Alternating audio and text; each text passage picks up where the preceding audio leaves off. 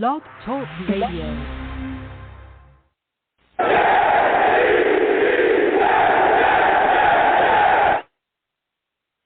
What's going on, folks? It's your boy Long Beach Joe, and I am back at it again.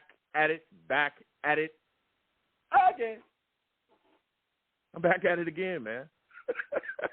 And there's a lot to discuss today.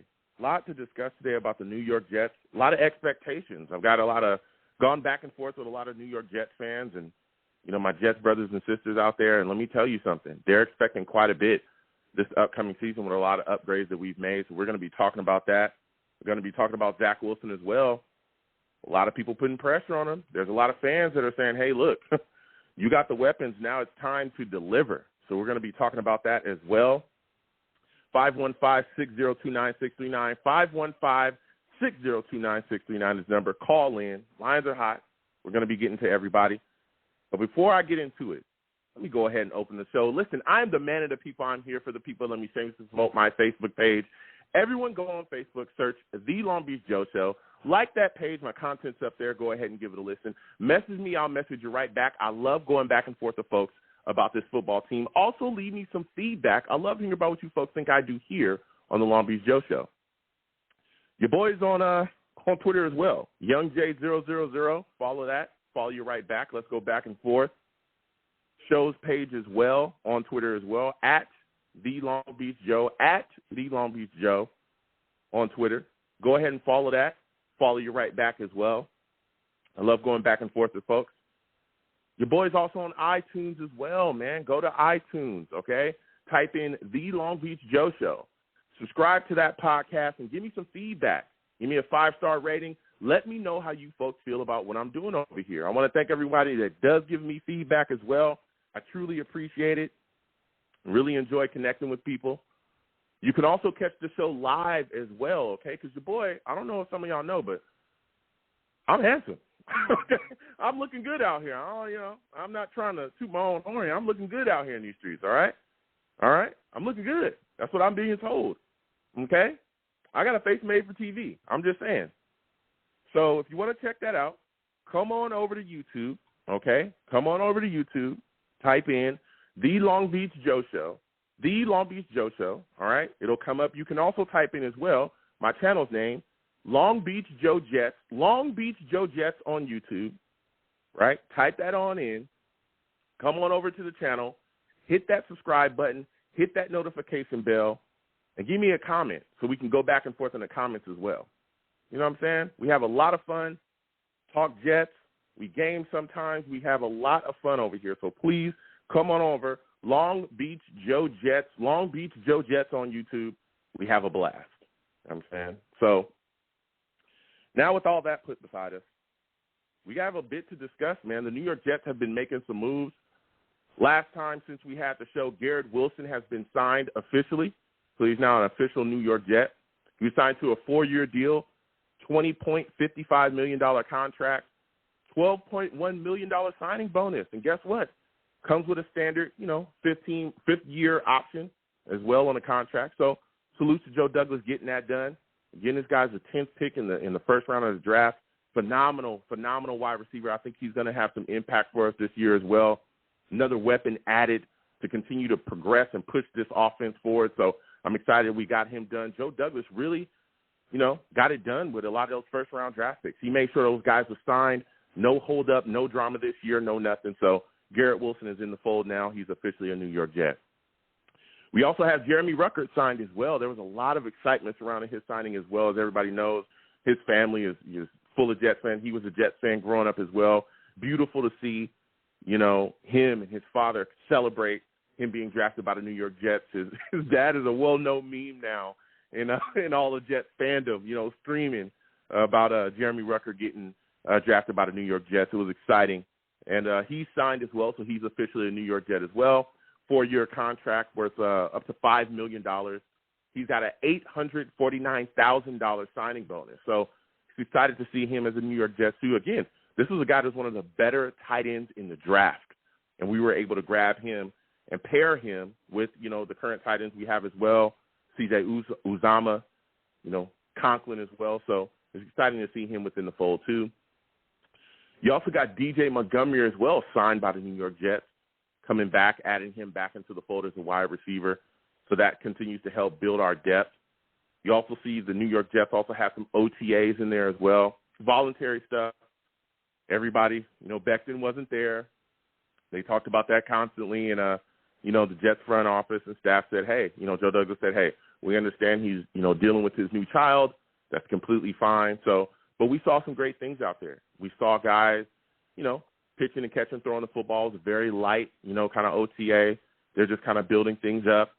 And, one of the things that we saw was Saleh really put some things together to have guys go out there and kind of get to know each other. Like we said, we saw Zach Wilson out there throwing. We saw 7-on-7s. We saw Sauce Garner out there as well. He was out there kind of locking some guys up. He's looking solid too. But as that week kind of went on, I had discussions with a lot of New York Jets fans. We went back and forth quite a bit. And one of the things that a lot of people were talking about was, hey, we've added so many weapons. We've done so many different things. The draft was stellar from us as well. We're all excited about Joe Douglas. Going into next season, what's going on with Saleh? Where's it? And I started to talk to people and say, okay, well, if we've done all these things, everybody's excited about the draft and free agency, what are your expectations from this coaching staff? What's going on with Saleh? What's going on with LaFleur, right? And if you look at last season, right, Robert Saleh, the year we had last year was a bit rocky, but the roster was much different. The New York Jets were 4-13 last year. On the road, we were 1-7. That was big. Our road was pretty bad. We were 1-7 on the road, and we were 0-6 in the division. You look at Saleh, he was a guy that was kind of brought in to talk about, hey, there was a lot of discussion on him being the defensive guru. Our defense was 32nd overall last season.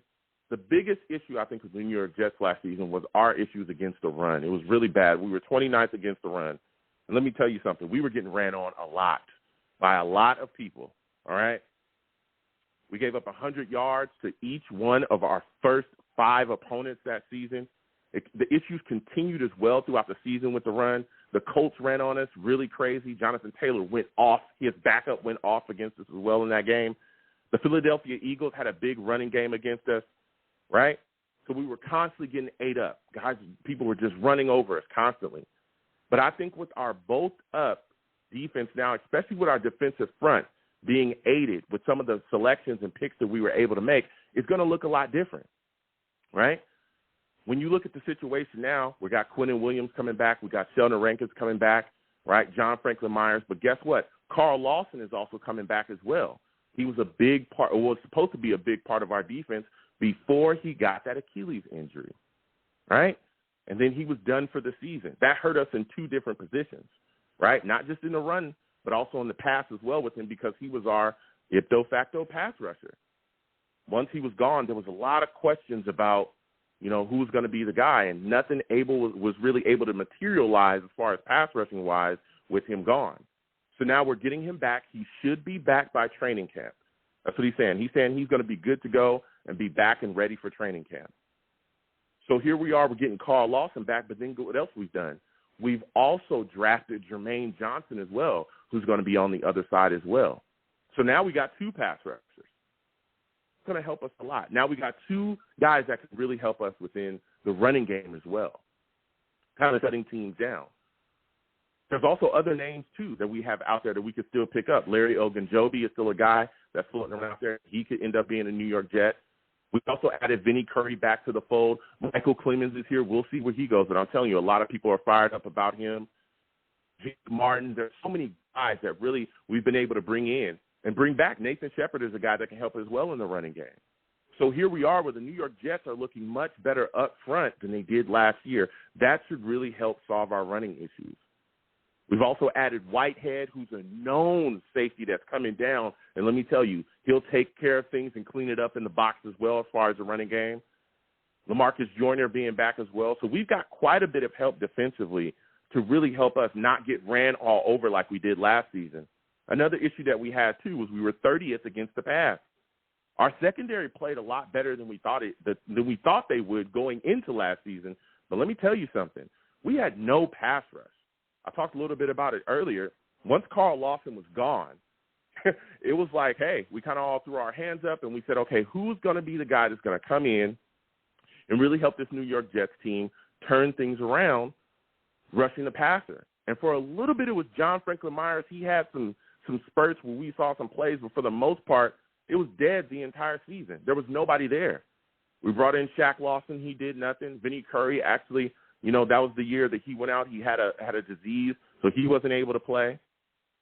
And after that was just big question marks. So now with Carl Lawson back into the fold, Jermaine Johnson back into the fold, finally we have some pass rush. We have some guys that's going to be able to get after you constantly without us constantly having to throw blitzes at you.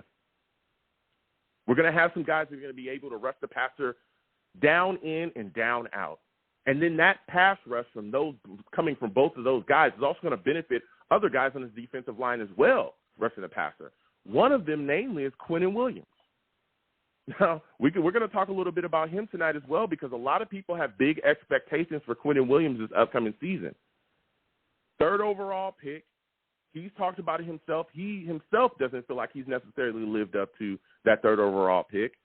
And a lot of people are looking at him saying, hey, if we're going to give this guy a big contract and keep him here, he's going to have to deliver at some point. He's going to have to be dominant. Now, in the past, we get it. Okay, we've had some so-so rosters, and you've been out there by yourself. You've been double-teamed. You've been triple-teamed, so on and so forth. But now that has changed. Now things are different. We've got 2 guys beside you. You should be able to make plays consistently. And so this is going to be a big year as well for Quinnen Williams, and I think he's going to be able to produce. And I think having those 2 pass rushers beside him, you're going to have to man up with Quinnen Williams. And I think when you man up with Quinnen Williams, you'll get dominated. That's what I truly believe. So I'm looking at Quinnen Williams, and I'm thinking he has a big season this year. And I think that will help us again against the pass. Because when a quarterback has 30 minutes to throw the football, I don't give a crap who your secondary is. If a quarterback has all the time in the world to throw the ball against you, guess what? He's going to have a field day. And those were a lot of issues that we saw.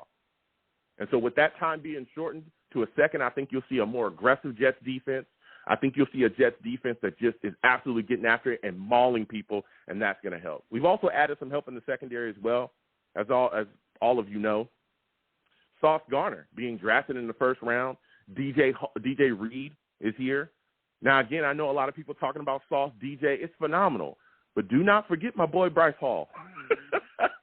Don't forget him.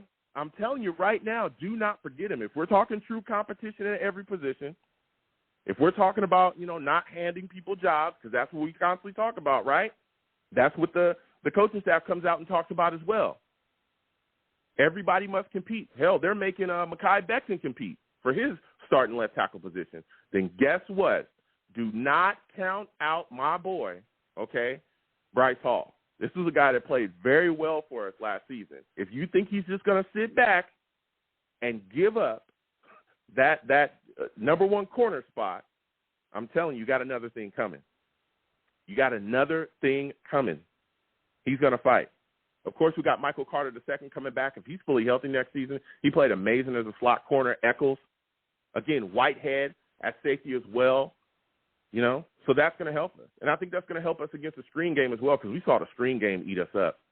We saw it completely eat us up last season. Now, when you look at the offensive side of the ball, the coaches up there need to step up too. We're big expectations. There's been offensive weapons added. You look at Mike LaFleur. His offense was 27th overall, or 26th overall, excuse me. And I think one of the biggest issues was our running game being ineffective. We were 27th in rushing in the NFL. Again, 27th in rushing in the NFL. It's not good because we're in a run-first scheme. We all know that we had issues along the offensive line. Greg Van Roten was trash. He was complete trash last season. Oh, I'm so glad that he is gone. Whoop. That dude stunk. He was a terrible guard. I'm so glad that Greg Van Roten is gone. He's gone. We brought in Lakeland Tomlinson. He's going to play left guard. We've moved Elijah Vera Tucker to right guard. There's a vast improvement along our offensive line. We still got Connor McGovern at center. We'll see what he does this upcoming season. But even though there's still some improvements out there that could really help us at center as well. Now we'll see what happens at tackle again. Mekhi Becton is going to be competing for that that starting left tackle position. In my brain, if he's fully healthy, okay, which it looks like he's going to be fully healthy, and let me tell you something, he's got a chip on his shoulder. There's a lot of people talking crazy about him, a lot of people talking down about him. He's let everybody know he's not joking, he's not playing. He's coming back to prove the haters wrong this upcoming season. All right? Whether you're a Jets fan or not, there's a lot of people that have been talking negative about Mekhi Becton, and he is coming here to prove you wrong next season.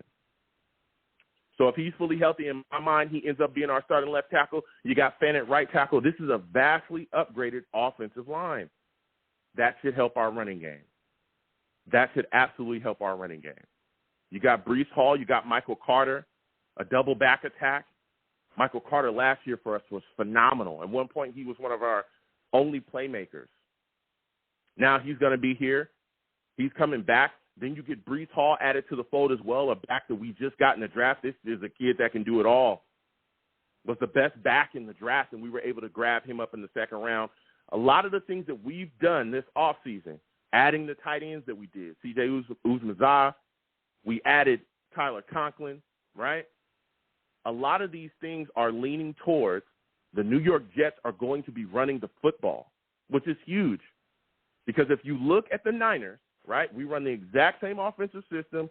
We run the exact same defense that they did with the Niners last year, same stuff. When you look at the 49ers, they run the football effectively. That's what they do. All right? They're a top rushing team every single year with a myriad of running backs. Last year, I think their top running back was an undrafted rookie free agent. They run the football effectively. They play complementary football. They dominate the time of possession, which is also a form of defense. Because if you ain't got the ball, how you going to score, dog? Quick question. How you going to score if you ain't got the ball? That's how the Niners do things. And guess what? They're constantly competing. They're constantly in the thick of things when you talk about playoffs and chasing championships. When you look around this league, teams that run the football effectively in the NFL, they're constantly competing. You look within our division. Patriots have a solid running game. They're constantly competing. The Bills have a solid running game, right? They started a rebuild before us, got better before we did. Look at what the Bills are doing. They run the football effectively. Hell, Josh Allen could run the football just by himself. He's taken off.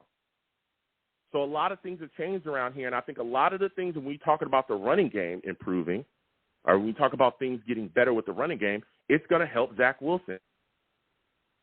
Zach Wilson is a guy that a lot of people are looking at and saying, hey, they need to step up. Even as the Savages are talking right now, salutes to Matt Curtis. Matt Curtis says, do you think the bar for Zach Wilson is to be better than Mac Jones? Absolutely. Absolutely. Salutes to you.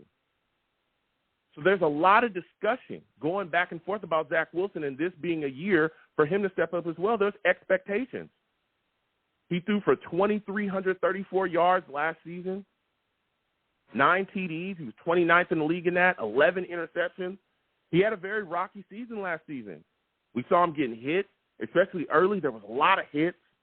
He was getting sacked constantly. He had 6 sacks against Carolina, 4 against New England, 5 against Denver. He ended up jacking up his knee against New England, jacking up his PCL, right? And we saw him sit down because he had to take that time off due to the injury. At first, everybody was all over Mike LaFleur, and they were saying, hey, what's going on with this offense? Mike LaFleur, you stink, so on and so forth, right? Then guess what? We saw Mike White step in, week 8. LaFleur goes to the booth, and then we see a vast improvement on this New York Jets offense.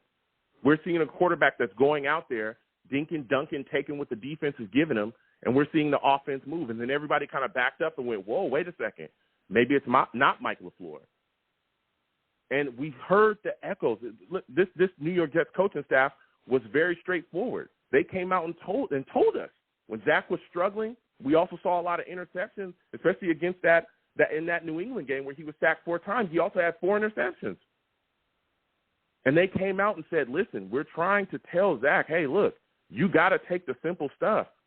Don't come out and just try to chuck everything downfield. Take what's in front of you. Make the boring plays. That's literally the quote from them. Make the boring plays, because then everything else opened up. Mike White, that's what he came in and did. He made the boring plays, and we saw the New York Jets beat the Cincinnati Bengals. Him just making the plays, getting the ball to Carter in space, hitting guys when they needed to, getting the ball out of his hands quickly. We saw that constantly. We saw Joe Flacco be able to come in as well and look solid within the offense. We also saw Josh Johnson come in and be able to look solid within the offense too. So as the time continued to go on with Zach Wilson dealing with the injury, right, he comes back and he has some up and downs, but he ended the season. He showed us some flashes and he played all right. Last 5 games, no interception. That was big for Zach Wilson. That was big. And I think coming into this year, right, now we're looking at him and we're expecting improvement because of what's been improved around him. The offensive line is vastly better. He should be protected better. Our running game should be improved as well, which should help him because that opens things up. Last year, a lot of teams just stacked the box. They said, hey, you guys can't run the football. We don't have to worry about that. We'll make you one-dimensional. They rushed him. They brought the house to him constantly. The word around the league was bring pressure to Zach, force him to throw off his back foot, you'll get a turnover, or force him to just bring the ball down and you'll get a sack. That's how it was. Teams were constantly bringing pressure at us. Blitz constantly. We also had issues protecting him as well, particularly up the middle. Greg Van Roten and Connor McGovern struggled. Well, that's been improved. So an improved running game, improved offensive line, that opens things up. Play action becomes more viable. Our tight end position has been improved as well with Uzmine, Conklin. Then you look at our wide receiver core too, right? Got Garrett Wilson within the fold. We got Corey Davis coming back. We got Elijah Moore coming back. Braxton Berrios coming back. We've got weapons. We should see a better Zach Wilson. Now, again, look at OTAs. You look at Zach Wilson, dude, he's beefed up. This guy has hit the weight room. He's putting in the work. His mechanics should be improved as well. We saw inaccurate throws last season. We saw flats, balls that were in the flats. We saw him get into the dirt, right? It was a lot of inaccurate stuff. Short and intermediate, he struggled. He was constantly looking to chuck the football downfield. We know he's got an arm. We know that. Once he kind of settled that stuff down, and again, getting the ball out of your hands quickly, utilizing some of the guys in open space and then offense, that's when we started to see things roll. That's what we should see this year because there are so many upgraded weapons here. There's so many good things. And I'm looking around, and I'm saying to myself, when you look at what we've done, the New York Jets offensively, when you look at how Joe Douglas has been able to handle business within the draft and free agency, I think Zach Wilson should be a top 15 quarterback next year. I do. I truly do. We've seen the genius of Mike LaFleur. We've seen him be able to adjust this offensive system to various teams that we've played that were unbelievable, that last year that were like, whoa, there's no way the Jets are going to be in these games. And we were offensively because Mike LaFleur is that good of a play caller. When you add all these weapons into the fold, I want to see an improved Zach Wilson. I do. And, again, we're seeing him step up as well. He's even talked about him holding a passing camp in July. He's talked about it. He's going to hold in passing camp in July, and he's going to invite all the Jets offensive players that want to come. That's big as well because that's showing that Zach is continuing to grow as a leader, continuing to grow as a leader. I truly believe that if the New York Jets, again, we all know health is a big thing, but if we can stay healthy, the Jets offense should be potent next year. It should be potent. And this is a year where we're going to find a lot out about Zach Wilson. Who is he? He's got the wide receivers. He's got the tight ends. He's got the offensive line upgraded. He's got what looks like it's going to be a very solid running game. He's got a great coach. Let me tell you something. As much as we bash Sam Darnold, and a lot of people bash him, and I get it, Zach Wilson has a better offense and better coaching than Sam Darnold ever had when he was here, ever. He's got a better front office. He's got everything. We should see a vast improvement in Zach Wilson this upcoming season. Really, we should see a vast improvement. So we're going to get to these lines again, 515-602-9639. 515-602-9639 is the number. Call in. I am taking all callers. I could go on forever, let me tell you. I'm excited. I don't know if everybody else is excited about this football team, but I am. I don't want to go on for another 3 hours about this, but I'm telling you, I am so excited about Zach Wilson. He is so talented immensely. This kid has an arm. Let me tell you something. We saw it last season. He can throw the ball. And now he has weapons. This is going to be an interesting season for the Jets. So we're going to get to these lines. Again, 515-602-9639. 515-602-9639 is the number. Call in. We're taking all callers. If you're watching the stream, no matter where you're watching me from, please give the stream a thumbs up. Please share the stream as well.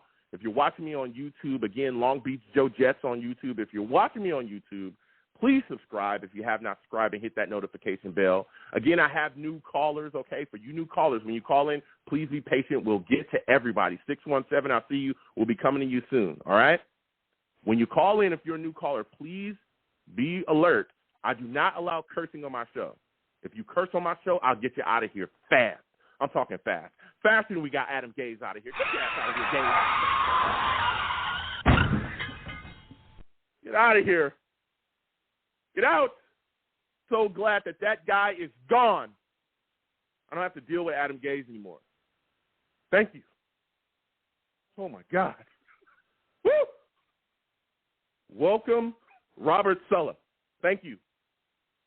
Ugh. So we're going to get to these lines. Woo. Almost had a crazy flashback, man.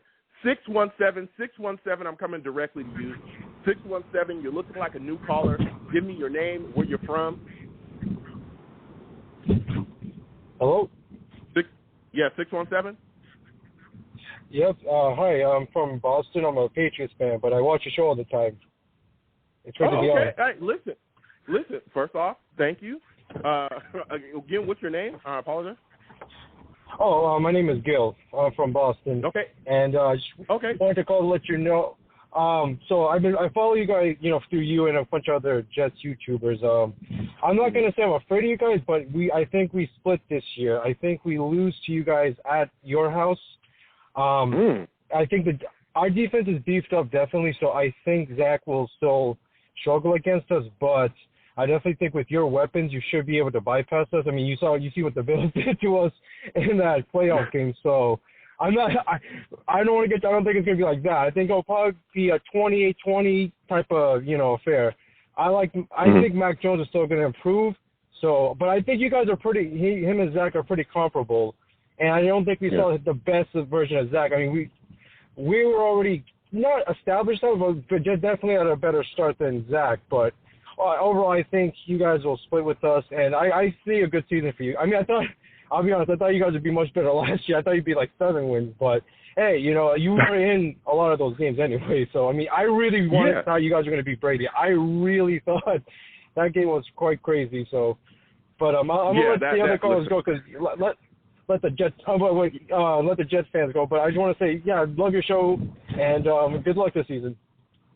Awesome. Thank you so much again for calling in, man. I truly appreciate you. Listen, we got people from all over the place calling in. I take all calls, and I understand he's a Patriots fan. Salutes to him. I respect the Patriots. I respect that team. We're bitter rivals. We all know that. Fight. We're all in the AFC East. But again, I want to thank him for calling in. Look, I'm telling you guys, like I've told you, listen, we are a team that has massive expectations now. We just had a Patriots fan call in. They hate us. He's saying, listen, we'll expect you guys to split this year because we're going to fight. The Jets have weapons now. It's not the same old Jets like it was in the past. No, this is a team that has gained expectations because what our front office has done and what our staff is bringing to the table. Robert Saleh is a good coach in this league.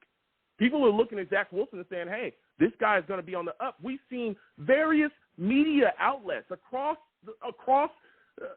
everywhere talk about how good they expect Zach Wilson to be because of everything the New York Jets has done. It's time for us to show respect.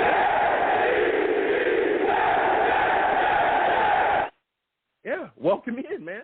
Welcome in. Big expectations. A lot of people ready. A lot of people want to talk. So we're going to keep getting to these lines. Again, 515-602-9639. 515-602-9639 is the number. Call in. Also, again, I got new callers. When you call in, please be patient. We'll get to everybody. Make sure that your background is good as well. Please don't call me from the back of a Sega. all right? Don't call me from the back of a Sega, all right? I won't be able to hear you. I want to make sure everything is clean between me, you, and my audience can hear you as well. Also, no cursing. You curse, I got to get you up out of here, all right? Can't stand it. So we're going to keep getting to these lines. Again, 515-602-9639, 602-9639 is the number. Call in. Next, I'm going to my guy from North Carolina. You already know what it is. This is my Jets fan from North Carolina, man. Salute to you. I want to thank you for calling in tonight, my friend. Listen, there's a lot of talk, a lot of expectations surrounding this New York Jets football team, and I want to start with you with Zach Wilson, man. I've gone back and forth, had a lot of discussion with Zach Wilson. What are your expectations for Zach Wilson this upcoming season? I think Zach Wilson has a chance to be really good based on how this team is being set up, how it's structured, the upgrading of the offensive line, adding significant weapons through the draft, and what we have done prior to the last year or two quietly, slowly. I think he has a chance to have a really, really good season. I think it's only a matter of Zach gaining experience, further experience, and building his confidence. I think that's the only thing wrong with Zach, is just experience and confidence. I think if he can get a couple of wins early, if this team can avoid a slow start and just get a couple of wins, I said the first 4 or 5 games, get a couple of wins in there under their belt, then I think they can kind of exhale a little bit and look toward the easier part of the schedule and then really start, collect some wins. And I think, Zach can really get on a roll, and I think this team can really show significant progress in year 2. And I'm right there with you now. Yeah. You're a guy that watches the team just as much as everybody else, right? That's why I love, talking to all my callers, but going back and forth with a lot of people, right? You watch this team. Now, watching Zach last season, what do you think he needs to improve on the most to really take that big step this upcoming season? Is it the short accuracy? Is it the medium accuracy? Is it his footwork? What is it that he needs to improve to really help him take the next step up a level? I think just executing the basics. I think what we saw Mike White do, just doing the fundamental stuff, lay the foundation, and then we know he can make those exceptional plays, but just consistently, each and every time, executing on screen passes, check downs, not missing the basic stuff. And that's why, the Mike White craze heated up one time, but he was hitting on just a little thing. See, what it is, that in his own world was literally Superman at BYU, so he tried to, make that leap to the NFL with the same mindset. I mean, there's a time that's going to come at some point, because this team is being built in that direction to where eventually he will be able to open it up and display his arm talent. But I think early he just needs to stick to the fundamentals, hit those check downs, hit those screen plays, look fluid and have that timing down. West Coast offense was a timing-based offense, especially the classic West Coast that we grew up with Joe Montana. You remember he used to lead Tom Raffin on those screen passes. He used to hit him on put everything right on the money and the timing and rhythm and such. Zach needs to go out there and display that same ability, the same exact thing. Just stick to the fundamentals, lay the foundation. Then as it goes, he'll begin to open it up, hit the intermediate passes, and then start hitting on a few of those deep passes. Eventually that'll come. It's just a matter of time. It's just a matter of getting the repetition and getting those opportunities. And eventually, against maybe a little lesser opponents, he'll get the chance to open up and really show his arm talent, which we know he has an abundance of, exceptional. He put that on display at the, what they had when they had the little, what do you call it? The workouts. Yeah, the workouts, the OTAs, we saw that as well. I mean, we saw it during the season. That's right. Right? We saw the arm talent during the season. One of the key plays I think we remember watching is him, that scramble play where he got away from pressure in Tennessee, and he just chucked the football downfield. He motioned to Corey Davis, just told him, hey, get down the field, and we saw him launch the football. And that leads me to my next question for you, because we saw him really fall in love with that aspect of the game because he has such a big arm, right? We saw him constantly be the guy that wants to push the football down the field, because that's what he was doing at BYU. Then he came here, that's right, and we saw him constantly lead to that. Now, are you concerned that he'll continue to fall in love with just wanting to chuck the football downfield and not deal with that medium or intermediate and short kind of term throwing to really build and build up that kind of long play that would be there if you show teams, hey, I'm going to hit the short stuff first? I think not at all. I think based on the way this team is put together, he's got one of the better running backs in college football. He got Lincoln Tomlinson to upgrade his offensive line. I think quietly over the last couple of years, we've done some significant work on this offensive line, even tried to build quality depth. I think now the pressure is off his shoulders. He doesn't have to, try to be Superman as he was last year or as he was at BYU. He can kind of relax and just let it come to him a little bit. There'll be a time that he'll have those man-to-man coverages, those single matchups that he's looking for. Then he can challenge them and push the ball downfield and make those throws. We know he can do that. But the key is just stick to the fundamentals, execute the screens, the check down, the shorter stuff, and work his way up, and progress, gradually into the deeper passes, the intermediate passes. It's only a matter of time. We know he can hit that. We saw that against Tennessee. We saw him put that on display, his arm talent, where he's capable. And that the pro day as well, that's what I try to remember.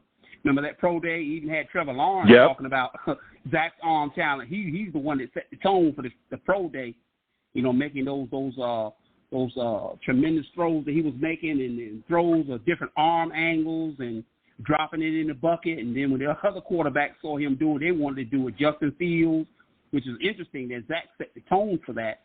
So I got a good feeling coming out of that. It was normally not a big deal, pro day, but to see him kind of be the leader and assert himself on what's supposed to be, just people in their shorts and no big deal.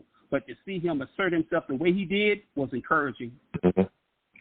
Yeah, it was. Right. Now, when you look at this situation offensively, how important, how impactful do you think Mike LaFleur is in the growth of Zach Wilson? How impactful and how important is he to Zach Wilson? I think he's critical. For the first time, we have an offensive coordinator we can be somewhat confident in. LaFleur is an excellent offensive coordinator. We saw what he did with Mike White and all our quarterbacks on his roster. They were all able to function in this offensive system. That's encouraging. That's very, very encouraging for me. So I think he's going to do an excellent job with Zach Wilson. We're going to see him open it up a little bit more on some of the passing opportunities and everything. He's going to break teams down methodical, old school. He's going to run the ball, beat them down, and weaken them. And then once he weakens them, here comes Garrett Wilson, Elijah Moore, our tight ends, Michael Carter out of the backfield, Bryce Hall. And some of these teams, we're going to destroy them. I see that coming. Yep. You got the clowns out here like the Stephen A. Smith, or should I say Stephen A. Clown. And I didn't disagree with him, even though I'm from New York, and I know Stephen, he's from the city as well. But it seems like he's just lazy, and they're all pushing this narrative about this team is horrible, they'll never turn around. That's not true. The Jets are building this thing right. This is going to be a fly-by-night outfit. It's going to be slow and methodical. And when they explode, teams are going to be shocked. And I'm telling you, teams are going to be almost horrified when they see how powerful the Jets become. They're not going to want to be part of this team. And we haven't been in that condition since Rex coached us. Remember 2009, 2010? We got a glimpse at that.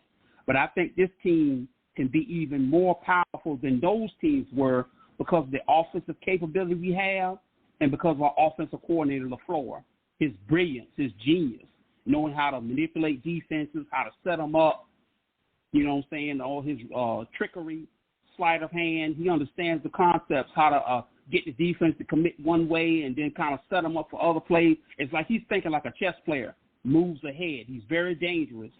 And now he's got Garrett Wilson, Elijah Moore. Woo! Yeah. This is going to be, fun to watch. Yeah. It is. And listen, and you're talking about the offense right now and things that have improved. We talked about Zach Wilson. Now, my final question for you is, you talked about Elijah Moore, you talked about Garrett, but I think a big part of the New York Jets taking the next step forward offensively is our running game being improved, right? And so when I look at the situation, Bryce Hall, Carter, could you see the New York Jets having a 1,000-yard rusher next season? Give me your thoughts on that. I'll give you the final. Now, 1,000-yard rusher, I'm not sure because, the way the league has changed, they so de-emphasize the running back. a position. I think we're going to try to run it a little bit more than some of the other teams are, but I don't think we're going to do it to the degree like when me and you were coming up. Walter Payton got all those carries, John Riggins, Earl Campbell. I don't think we're going to see one back accumulating that many carries. Now, don't get me wrong. Bryce Hall is a 1,000-yard back. Michael Carter is probably borderline 1,000-yard back in his own right, even though he's a little smaller. You know, he can't absorb all that contact and all those carries. But I'm not sure they're going to get enough opportunities, you know what I'm saying, within the one back, the bell cow system that we grew up with. I'm not so sure that will be resurrected. You might see like a 60-40 between those two, and then you might see that 30% or 25% with the other backs, you know, giving them enough carries. You know, Ty Johnson and some of the other backs on the roster, you know, just to get them off the bench and get them some reps, that kind of thing. You're just not going to see one back getting 25, 30 carries like we were coming up. Those were the glory days when the running back was the star. The Tony Dorsett, you know, after Roger Staubach retired, he started getting more carries. You know what I'm saying? The bell cow. I'm not so sure we're going to see that like we did before. I think we may do it a little bit more, but it's not to the same extent, you know, like the 1980s. You know, to answer that question, I think Bryce Hall can probably rush for 600 yards because I don't think he's going to just get enough carries to accumulate what we know he's capable of doing. Yes, if he gets the full complement of carries, the full reps, yes. Bryce Hall's a 1,200, 1,300-yard running back, basically, in my opinion. This guy is a high-level running back that can produce a lot of yards on the level we haven't seen since Curtis Martin. If you remember what Curtis Martin produced, which was big, was huge. I'm not so sure Bryce Hall is going to get quite the same opportunity. I think they're going to want to split those carries like a 60-40 between him and Michael Carter, you know, that kind of thing, you know. Yeah. They want to let Michael Carter get just enough reps, you know, to keep himself fresh and stay sharp, you know. Yeah. I mean, I look at the situation. I'm saying Michael Carter, I think, had like 600, maybe 39 yards last year, and he was, again, there was Coleman and Ty Johnson was there. I'm looking at it. I know with the improved offensive line, with our tight end position being improved as well, we got a lot of great run blocking wide receivers, Corey Davis being one of them. That's right. We might see them. I'm not saying, 11, 12. I'm not saying that. I'm just saying that we might see a guy 1,000 yards next season. We'll see. We'll see if it'll be Carter or Bryce. I'm not going to say it can't happen. It'll be a real shocker. That means I think that it'll have to be Bryce Hall getting a significant number of carries. Maybe they work him into it as we get later into the season, start giving him more and more of a workload, and then you may see him break 1,000 yards, which would be nice. Because I don't think we've had an offensive weapon eclipse 1,000 yards, have we? I mean, receiver or running back? It's been a little bit, man. It's been a little bit. Yeah, it's been quite a while. I mean, you're right. Yeah. So. Listen, man. But, again, I want to thank you for calling in. The line is how we got to get to them. Thank you for calling in tonight, my friend. Next time I have a show, I want to hear from you, all right? I love talking Jets with you. Oh, yeah, and thank you. And you take care of yourself. Same to you. You have a good one. Listen, my guy's from North Carolina.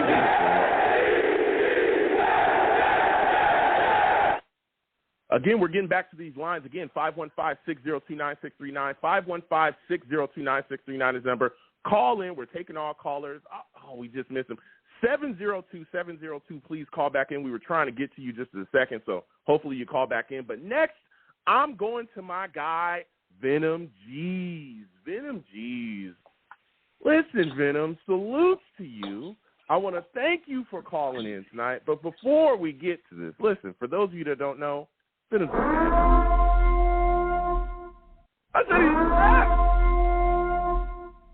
a damn. Venom's a savage, man. You know what I'm saying? Don't play with Venom, please. Salutes, man. Listen, Venom, we talking a lot tonight, man. What's going on? We talking a lot tonight. We're having a lot of discussion. Talking about raised expectations, my friend. There's been a lot of raised expectations for this coaching staff, but there's also been a lot of raised expectations for Zach Wilson. Give me your thoughts about Zach Wilson. Do you think he'll end up being a top 15 quarterback this upcoming season? Of course. Why wouldn't he? You know, he's under the same system. He, you know, just from what we saw last year in the last 5 games, no turnovers. He was battling with the last year's Super Bowl champs with the Tampa Bay Buccaneers. So I think a lot of people aren't giving us credit with the schedule that we have this year. I think Zach is going to step up leaps and bounds from last year. And we have more weapons, and we were in close games with all our last 5 teams. So I think he's definitely going to step up. He understands the system a little bit more, the offense a little bit more, though we have more weapons on offense and defense. So I think we're going to be in a good position. I think Zach's going to make tremendous leaps and bounds this year. Mm-hmm. Okay, so when we're talking about tremendous leaps and bounds, you watched Zach Wilson last season, right? We all did. There's a lot of ups and a lot of downs. When you look at, let's say, one of the things that you think he needs to improve on the most to become a better quarterback, after watching him last season, what do you think that is coming into this season? What is one thing you're looking at and you're saying, Zach, you got to get better at that to really take the next step forward in this football league? Yeah, I think it's just his footwork. I think that's the primary. As we saw, he couldn't hit the flats, but he could hit everything from 10 to 30 to 20, 40 yards downfield. So now only thing that you can't hit the flats is because your footwork is off, And I think with that, the offensive line being secured a little bit more this year, he should be okay. I think they'll work on that this year. And in the offseason, I think he was probably working on that. Yeah. So when you look at him now, Venom, because let me tell you something, OTAs, he was bulked up, man. This guy has absolutely been hitting the weight room. Okay? He's been hitting the weight room. Even the coaches talked about it. What are your thoughts about that, man, him hitting the weights and really getting prepared for the season the way it's looking like he is doing? Yeah, I think he needed to. Just from the punishment he was taking last year, he needed to bulk up a little bit. He needed to get a little bit more, meat on his bones just a little bit. And I think right now he said he feels good. He's trying to lose a little bit of weight. I think he wants to get down to 218 just to keep his speed and move around. So I think it's good that they bulked up because all that punishment he was taking, he's gonna need to put on a couple more pounds just to stay throughout the season. Okay. So when you look, when you look at it this season, man, are you expecting Zach Wilson to throw? I'm looking at it and I'm saying, okay, he threw for what, 2,300 yards? I think it was like 2,334 or something like that. I'm looking at the improved weapons around him, right? I'm seeing the tight ends. I'm seeing the wide receivers we added. We got guys coming back, the improved offensive line. Am I wrong to look at Zach Wilson and say that Zach Wilson should throw for over 3,800 yards this year? Am I wrong for thinking that he should do that? Heck no. Heck no. I think the underestimation for this team is just so ridiculous right now. I don't think we're going to be in a lot of close games. I think Zach is he's going to open up some eyes this year, man. He's definitely going to open eyes. I don't think, even what you were saying before with the 1,000-yard rushes, I don't think we have. I don't think any rushing backs are going to. I don't think any running backs that we have now are going to get 1,000 just because they share the ball so much, unless one of them get hurt. But it can't happen. Look at Christian McCaffrey. I think that even the kid in Indiana, in the Colts. So I think that it can happen. There could be, one guy that just breaks a tackle for 199 yards or something like that, or 60, 70 yards every game. So I don't know. Anything's possible.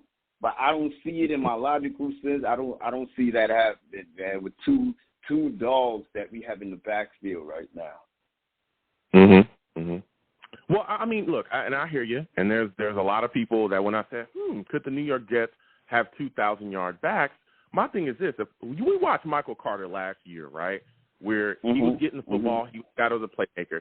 He had 639 last year, and I think 4 touchdowns.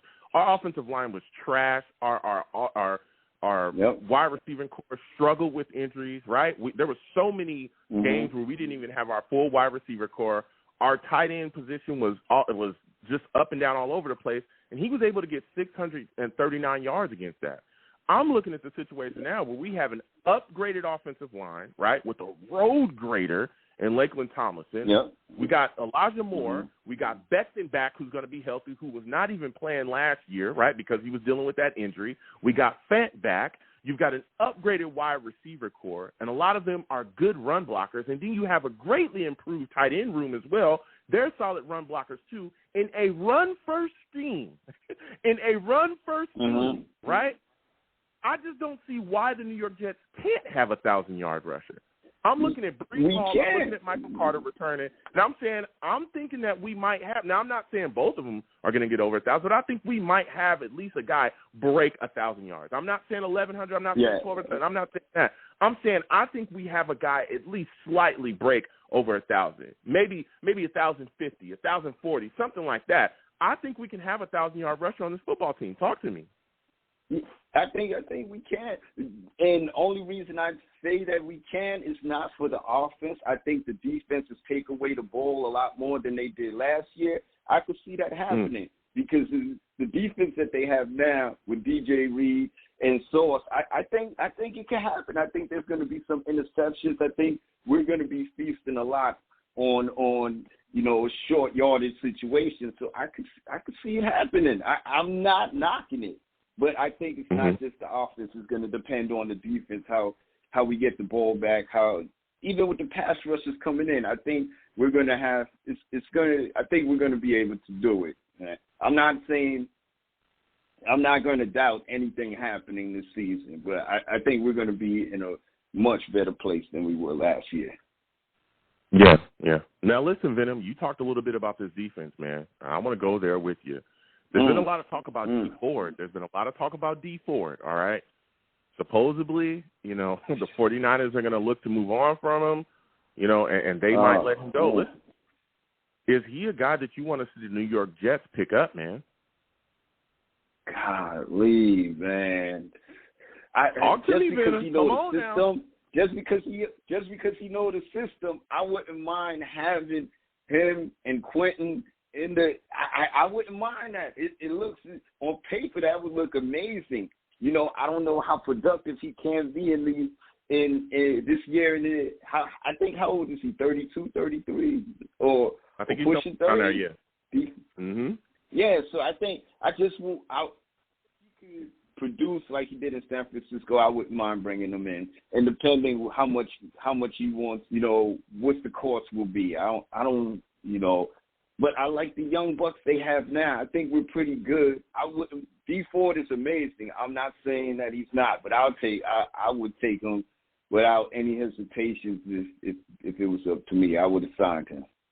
If the 49ers are looking to moving on from him, he knows the system. He could come in. He could teach the young guys. I have no problem with it. Yeah. No, I hear you. I'll tell you what. There's been a lot of talk about D Ford. Again, he's supposed to be released in June. We'll see if that happens. But there's also been a lot of talk about Larry Ogunjobi out there as well. He came to the Jets facility, kind of gave Kwan Alexander as well. I would have no issues with us getting Larry Ogunjobi. Now, again, that's if he can pass that physical. If he can pass that physical and everything's good, I want him in here. I know that foot injury and stuff, but continuing to bulk up this defensive line, I think is going to be huge against what? Us not getting ran on like we did last season. We had a lot of big-time issues trying to stop the run, and that's going to be my next question for you, there, Venom. Listen, you look at this defense, man, you look at Saleh, and there's expectations for him too, Albridge, and his defense to get better. What are your thoughts about that, man? Do you think we'll see this defense become more nasty and more aggressive this upcoming season with some of the weapons that we've been able to add via free agency and the draft? Of course, yes, it's definitely going to get more nasty, especially with the people that we draft. I think, we're definitely, and we're not keeping, I think JFM is sliding to the inside now, so it's going to be him and Quentin, and I think Rankins as well, and Vinny Curry trying to, so I think we have enough already. I think what the Jets are doing is just pushing all the chips into the middle of the board and saying, we all in. And we hear people talking. We hear them talking. So what we're going to do is bring in as much talent as possible, and we're going to show y'all, and we're going to start coming out punching people in the mouth. And I think that's what they're doing. That's what they're doing right now, saying, okay, y'all don't believe in us, we're gonna make believers out of y'all. So I think what they're doing, they're coming out and keeping people in the mouth first. We're not waiting for you to hit us. We hitting you, and then we taking your lunch money, whatever you have in your lunch box. We taking all your snacks. So that's how we coming. I think that's the time we're gonna be on. That's the time we're gonna be on. Listen, Venom got me fired up, man. Venom said, I'm coming to your house, I'm eating your snacks, and I'm kicking my feet up on your couch. What you going to do about it? Yeah. What are you going to do? What are you going to do? Yeah. What are you going to do about it? What you got in the fridge? What you got in the fridge? Yeah. Get me something out your fridge. I'm going to keep my feet up. You going to make you like baby boy. Yeah. You're going to make me a sandwich now. Yeah, you're going to make me a sandwich right now. Extra mayo. Thank you. Yeah, and you better put some lettuce on that and some tomatoes. You know what I'm saying? That's how we coming. That's what I'm talking about. That's what I'm talking about, Venom. Yeah. Now my final question, Joe. Go ahead. Go ahead, Venom. I'm just so fired up, man. I'm just so fired up. I hear all the, all these people on the sports radios and stuff like that playing us, downplaying us. Some are with us, some are against us, man. But I'm so fired up about this season, man. And I know we wouldn't have it any other way. Give us all the heat. Give us all the smoke. Give us all the pressure. Give us what we need with all this comp that we have. And everybody's saying we're going to be 6-1 or 7-1 the first 8 weeks. I think we're going to be a lot better than that, man. I think we're in a lot of games with a lot of big dogs, and we even beat the champs. This is the Eastern Conference champs, so we're gonna be good. We're gonna step up and show let our nuts hang a little bit this year. That's what I'm talking about. Listen, Venom, let's give Venom something, man. He came in here and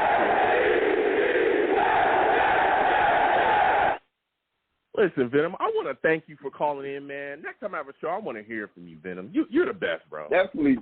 Well, definitely. Have a good one, Joe. Enjoy your Memorial weekend and everything. Absolutely. Same to you, man. You have a good one. Listen, Venom calling in with that fire. He calling in with that fire, I'm telling you. He said, I'm going to come in your house, kick my feet up on your couch, and you going to make me a sandwich. Me. You know what I'm saying? We're going to keep getting to these lines. Again, 515-602-9639, 515-602-9639. Please call in. Lines are hot. We're going to get to everybody. Please give the stream a thumbs up. Subscribe to the stream as well if you have not already. Share it with your friends and your family, please. I love connecting with different people about what we do over here. If you'd like to give to the stream, the Super Chat is there. Please give to the stream through the Super Chat if you can. Also, Cash App is on the stream as well if you want to give through the Cash App. Anything you give to the platform is greatly appreciated.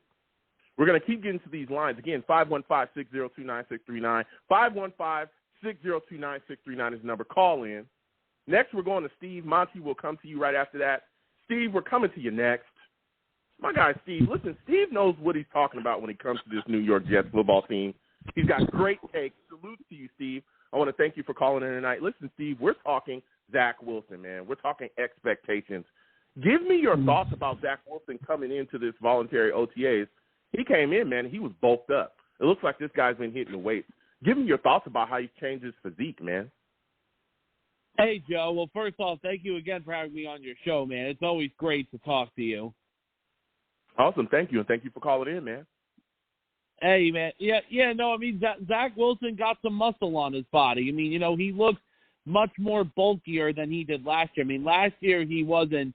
He had muscle on his body, but he was more thinner. But this year he is more bulkier. But he definitely looks like he definitely put in some work in the off season. Oh yeah, he definitely did. So now when you're looking at him, he's bulked up, man. What are your expectations for Zach this upcoming season? I've been talking about, hey, I'm looking at it. I think he can throw for over 3,800 yards this season. Do you think I'm crazy for thinking that? No, I mean, listen, Joe, it's what you got to believe in, man. I mean, listen, if that's what you believe in, you believe in. Listen, the goal is for Zach Wilson is that this year is there's got to be improvements in the second year. You know, I don't want him to go out there and play hero ball all the time. You know, he's got to like and don't like make those kind of throws like he did the first game against New England back in week 2 last year. He's got to do. He just cannot play hero ball. He's got to play. Smart football. He's got to play smart football in his sophomore year. Yeah, he does. Now, when you talk about the smart football, do you think the New York Jets have done enough to improve offensively to help Zach Wilson take that next step? Well, the first thing is I got to say is that, Joe, I am so glad that you mentioned how he is gone. So glad Greg Van Roten's out the door. Like, that was the first improvement. Like, thank God he is gone. But, yeah, you know, we've got a better offensive line, I think, this year. You know, we're bringing Lincoln Tomlinson in. And, you know, with the 2 tight ends, Uzama, Conklin, and even Jeremy Rucker, the tight end we got in the draft. You know, when you look at this team, you all right, you know, there's definitely a lot of – yeah, I'm okay. You all right? You have some late shifts, huh? Working hard. Go ahead. Yeah. Yeah. Just looking at this, it's definitely a lot of improvements. But I'm hoping, though, that Zach for this upcoming season will definitely improve on those parts. We definitely improve the roster. But like I said, he just don't play hero football, play smart football. Mm-hmm. Yeah. So when you look at the New York Jets and you're talking about not playing hero football, playing smart football, I think one of the things that's definitely going to help Zach Wilson and kind of, you know, punish our you know, the opposing defenses is our running game. Give me your thoughts on that. How do you think an improved running game will help Zach Wilson progress as well? Yeah, it should definitely help because obviously with Michael Carter coming back in his second year, and then you know, we're getting Bryce Hall in the draft, is definitely going to be a much more improvement. But I got to tell you that should definitely be an improvement on hopefully our run offense. And let me just say one thing. Mike LaFleur for the rest of the season, for the whole season, we're hoping he just stays in the booth for the whole season. Because once he was in that booth last year, man, our offense was so much better. Like I remember last year when after we won that Bengals game. Listen, I said this to Mike LaFleur. You can stay in the booth for the rest of the game. I'll get you a hot dog. I'll get you a soda. I'll get you a bag of popcorn. You just do all the play calling right from the booth, okay? Do all those play calling. I'll get you snacks. I respect that, man. I respect that. So my final question for you, Steve, because you're bringing the heat right now, man, is I'm looking at the New York Jets and I'm saying I think we'll have a 1,000-yard rusher next year. I do. I think it's possible for the New York Jets to do that. Hey, what are your thoughts on that, man? Do you think we'll have a 1,000-yard rusher next season? The only way that happens, Joe, is that you got to make sure that the offensive line is very, very healthy. And they definitely have a good play well every single week in and week out. You know, the thing is, we haven't had a 1,000-yard rusher since Chris Ivory back in 2015. So hopefully, you know, we'll definitely get that back. Now, Joe, before you do let me go, man, I mean, because now since we're still in the off season, there would be a time like during the show, like I want to talk to you about like things with this football team, if that's okay with you. No, go ahead. Go ahead quickly. Go ahead. Yeah, it was just really, really quickly. Now, Joe, I wanted you to give me your thoughts on these two guys. And I mean, I've been waiting to ask you this for a very long time. I know you haven't really been happy with them for the last many years, but I just want you to give me your thoughts, okay, on the Johnsons. Just give me your thoughts on them. Chris Johnson and Woody Johnson? Yes. The owners, look, I think that they wisened up, got smart after the Gaze debacle, and realized that we have no clue of what we're actually doing. We have no clue. Yeah. For Chris Johnson Joe, to come out and say, hold on a second, Steve. For Chris Johnson to come out and say that Gaze was a beautiful offensive mind, that told you all you needed to know. And I think that when you look at the situation, I think both of them were embarrassed. I think, of course, Chris Johnson was more embarrassed. Woody was off doing his thing overseas, you know, dealing with the political stuff that he was dealing with. But to watch Chris Johnson completely just turn his franchise into a circus right, with everything that went on with McCagnon and everything that went on with Gaze. I think they brought in Joe Douglas, put their hands up and said, you know what, we're taking a step back. We don't know what's going on. And I think that was the best thing for the New York Jets. I think allowing a guy like Joe Douglas, a guy that was respected around the league, a guy that knows what he's doing, a guy that has a plan, allowing him to go get his coaches, go get his staff, and do things the right way. Changing the power structure. A lot of people don't know this. Changing the power structure for the New York Jets was significant. Allowing the coach to report to the general manager and then the general manager report to the owner was huge for us, because that power structure where the coach and the general manager reported to the owner is what got us in the issues of Gaze. You had backstabbing, you had so on and so forth.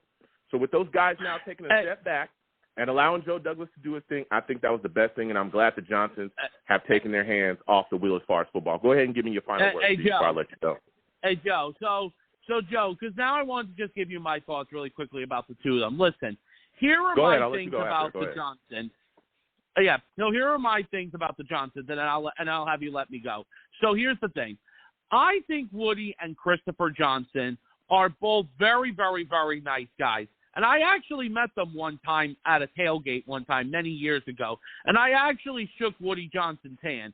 And, I think, Joe, that they're very, very nice guys. And I will always give them the support of what they have done for Johnson & Johnson Foundation. Always give them the support.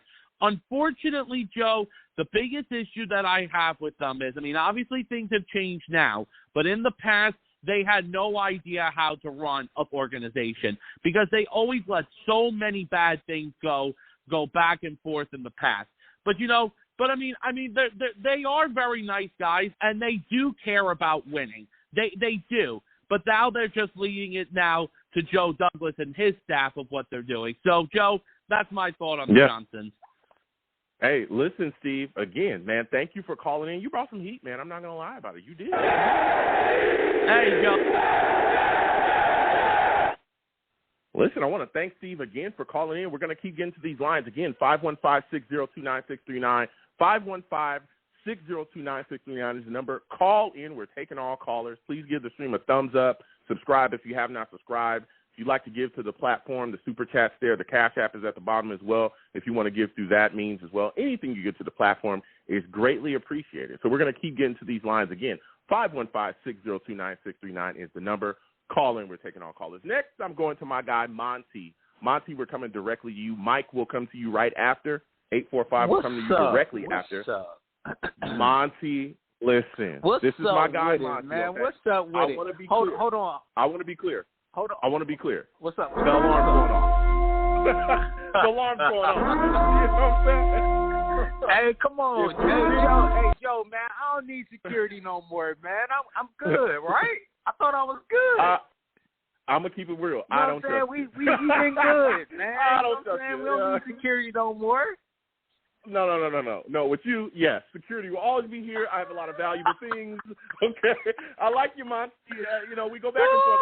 I'm just saying I don't trust you. Okay? Hey, Joe, can I say something real quick, man? Let me say something real quick, man. Hey, listen, I've been following you for a minute since the Let's Talk Jets days, man. Hey, shout out to Steve, man. I want to say a shout out to Steve, man.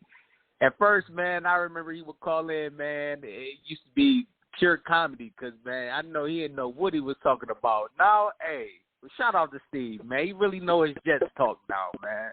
You used to have to save him, man. You used to have to save him. No, I didn't. Listen, Steve is a brilliant football mind, excuse me.